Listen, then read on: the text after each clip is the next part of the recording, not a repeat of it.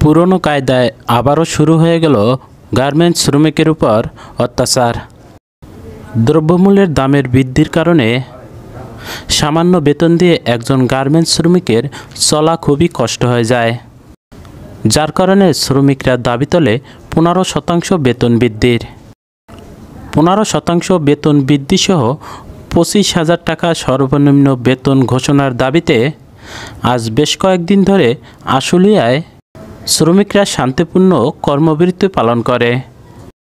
Garments শ্রমিকরা তাদের ন্যায্য দাবি চাওয়ায় গার্মেন্টস মালিক ক্ষুব্ধ। আন্দোলন চলাকালীন সরকারের প্রশাসন বাহিনী 2 জন নিরীহ শ্রমিককে ধরে নিয়ে যায়। তারা জানায় তারা গার্মেন্টস ভাঙচুর করে বিশৃঙ্খলা সৃষ্টি করেছে, আর এটা হলো তাদের পুরনো স্বভাব। শ্রমিক কিছু করুক আর না করুক, তাদের ভাঙচুর আর বিশৃঙ্খলার দোহাই দিয়ে ধরে নিয়ে যাওয়া। খেটে খাওয়া মেহনতি মানুষের উপর আর কতদিন এরকমের নির্যাতন চলবে?